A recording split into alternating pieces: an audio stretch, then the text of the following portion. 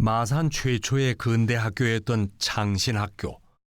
당시 창신학교는 호주 선교사가 세운 학교였던 만큼 일제의 통제로부터 어느 정도 자유로운 민족교육을 기치로 내건 학교였습니다. 이분이 저희 학교가 가지고 있는 이공룡 선생님의 가장 젊은 시절의 사진입니다. 이공룡 선생님이 저희 창신학교에 입학하실 때 지도를 해주셨던 선생님이 안학 선생님이신데, 우리 개교 당시부터 우리 학생들에게 한글 교육, 민족 교육, 역사 교육을 담당해 주셨던 아주 귀한 역할을 해주셨던 선생님이십니다. 독립운동가이자 국어학자였던 안학을 비롯해서 민족의식이 투철한 교사들 밑에서 2년여를 공부한 이극노는 또 한 번 중대한 결심을 합니다. 더 넓은 세상으로 나가기로 한 것입니다. 19살이 된 이극노는 독립운동의 중요한 근거지로 부상하고 있는 간도를 향해 떠납니다. 1912년 4월에는 또 혼자 단보짐을 싸서 지고 서간도로 가는 길을 정하여 기차로 옛 마산역을 떠났다. 그러나 여비가 마련되어 있는 곳도 아니었다. 다만 사람은 뜻을 세우고 힘쓰면 그것을 이룬다는 일종의 미신 같은 자신감을 가진 것뿐이었다. 만주 회인현에 도착한 이극노는 인생에 결정적인 영향을 끼치는 인물들을 만나게 됩니다. 이 사진은 대전교 총본사 환국기념사진으로 1946년에 찍은 사진이고요. 가운데 한복 입고 계신 분이 대전교 3대 종사인 단해 윤세복 종사, 뒤에 양복을 입고 넥타이를 매시고 서 계신 분이 고루 이극노 대왕이 되겠습니다. 이극노는 훗날 대종교의 3대 종사가 되는 윤세복을 만나 대종교에 입교합니다. 당시 대종교는 항일투쟁에 앞장서 있어 민족 지도자들이 많이 속해 있었습니다. 이극노는 윤세복이 세운 동창학교의 교사로 근무하면서 민족주의자들을 만나게 됩니다.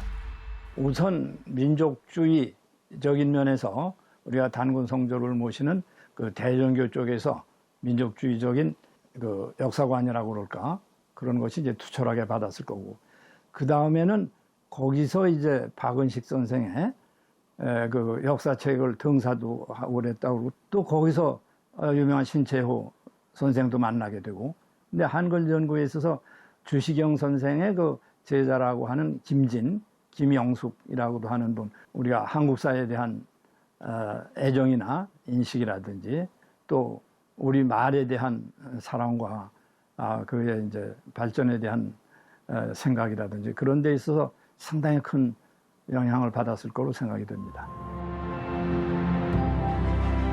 만주를 떠나 상해로 온 이극노는 상하이 동제대학에 입학합니다. 독일계 대학이었던 이곳에 다니면서 이극노는 독일어에 능통하게 됩니다. 27살에 동제대학을 졸업한 이극노는 2년 후 더 큰 꿈을 품고 독일로 향합니다.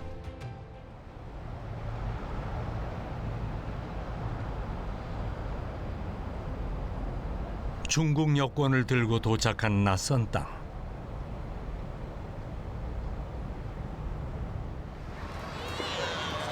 스물아홉이라는 늦은 나이에 이극노는 베를린의 유서 깊은 훔볼트대 경제학과에 입학을 합니다.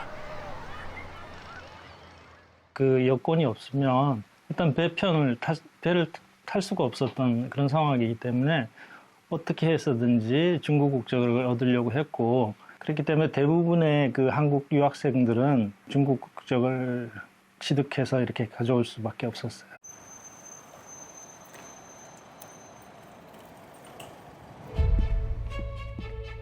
공부에 매진한 이극노는 5년 만에 박사 학위를 받게 됩니다. 그의 박사 논문을 보면 코루리라는 자신의 이름 아래 국적을 코레아라고 적어놓은 것이 눈에 띕니다. 그리고 한 가지 놀라운 사실은 이공노 선생님이 독일에 오셨을 때 중국 여권으로 오셨는데 여기 이름 바로 밑에 국적을 코리아라고 적어놨습니다. 그래서 아마 이것은 이공노 선생님이 정말 단 한 번뿐이 자신의 논문에 중국이 아닌 우리 코리아가 꼭 들어가고자 하는 아마 그런 염원이 있었기 때문에 여기에 코리아라고 적혀 있는 것 같습니다. 이 논문으로 이극노는 우리나라 최초의 독일 경제학 박사가 됩니다. 한국어 강좌를 연 것은 바로 훔볼트 대학에 재학할 당시였습니다.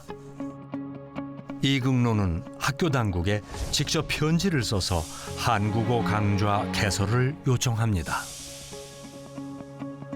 한국어는 극동아시아에서 2천만 명 이상이 사용하는 언어이며 언어학적으로도 중대한 의미를 지니므로 강좌 개설을 허가해달라고 요청합니다. 쉽지 않은 상황이었을 거거든요. 그러니까 1926년에 여기 강의록을 보시면 앞에 중국학 그리고 뒤에 일본학이 있는데 교수들이 있어요. 그러니까 독일 대학 시스템에서 교수가 있는 학과하고 교수가 없는 그냥 강좌하고는 이 차이가 엄청나거든요. 중국학, 일본학을 담당하는 교수들 사이에서 한국어 강좌를 그래도 만들어야 되겠다고 이렇게 그러니까 굉장히 호소하는 이야기잖아요. 그러니까 굉장히 그 편지를 쓰셨을 때 얼마나 애달프셨을까 하는 생각이 드는 거 있죠. 그렇게 허가받은 한국어 강좌. 그는 어떻게 한글을 가르쳤을까요? 훔볼트 대학교에는 이극노가 직접 만든 교재가 남아있는데요. 그가 선택한 한글 교재는 허생전이었습니다. 허생전, 이광수저, 변진사, 다방골 변진사라면 모를 사람이 누구랴. 서울 장안은 말할 것도 없고 조선 일도의 아동주졸이라도 조선 간부 다방골 변지사의 이름을 모르는 이가 없었지.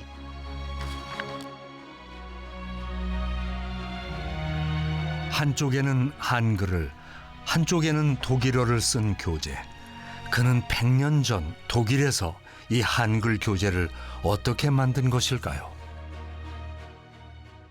이공노 선생님이 이제 수업을 하는 걸로 결정이 되고 해서 당장에 교재가 필요했기 때문에 이공노 선생님이 상해에 계시는 김두봉 선생님, 이게 독립운동가이자 우리 한글 학자였습니다.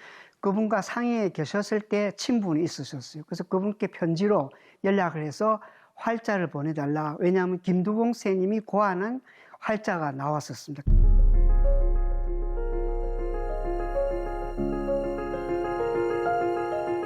김두봉은 국어학자 주시경의 제자로 국어 문법책인 깊더조선말본을 쓴 한글학자입니다.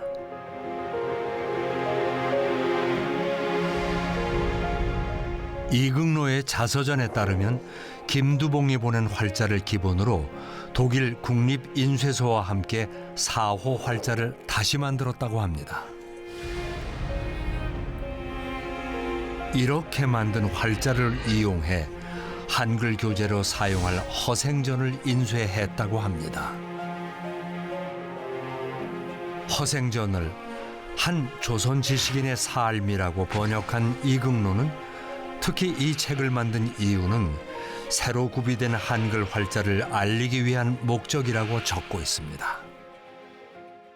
이공노 선생님은 정말 혹시라도 앞으로 우리 대한이 일본에 의해서 계속 이렇게 억압을 받고 식민지가 돼서 계속 100년 이상 지나갈 경우에는 우리의 말도 없어지리라는 어떤 추측을 아마 하셨을 것 같습니다. 그래서 그건 정말 있을 수 없다는 그런 나름대로의 어떤 그런 느낌을 가지셨고 해서 이 국립인쇄소에 그 활자체를 기증을 하신 거예요.